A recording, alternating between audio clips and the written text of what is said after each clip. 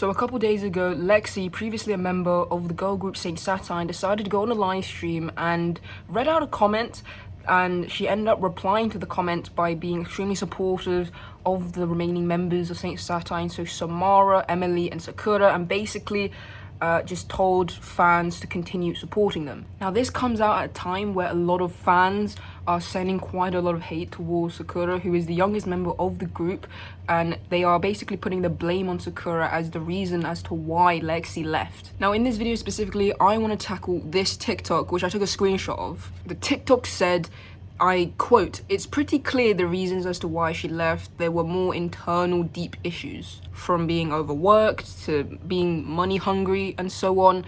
Basically completely getting rid of Sakura as a factor." I don't disagree, but I also don't fully agree either with this statement, because I think a part of the reason as to why Lexie left was because of the direction in which the group was taking when Sakura was omitted and announced as being the final member of the group. Like I said, there are age gaps between the members. Sakura being the youngest, I think in her mind she probably wanted a concept, an idea that was going to be more mature than the one that they were going to be getting. I also do agree with the TikTok that there were more than likely other deeper things going on at the time as to why Lexie left, like being overworked. However, the overworked comment, I just think Lexie would be naive to think that Hybe or Geffen would treat them, I guess, any different from any other group that was under Hybe. Because if you think about it, being an idol for any K-pop company,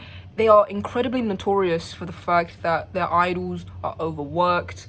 A lot of medical issues have been probably overlooked by them and have been completely brushed under the rug. Historically, idols have been overworked. It still happens now, and this is just a common practice. And so to expect that you would be treated any different from some of these most established groups and individuals, you would be naive to think that. Apologies for the change in location, do not mind any of that. However, the second point that the TikTok creator put into brackets was money hungry. Now, I'm not too sure what that is a reference towards. Is it towards Hybe or Geffen? Is it towards Lexie being money hungry? I'm not too sure. This money thing sounds as if something that should have been looked at before she signed a contract, so should have read before you signed back under Hybe again. And then if this is about Hybe being money hungry, then again, it's on you for being naive to think that you would be getting a large percentage of the revenue that you'll be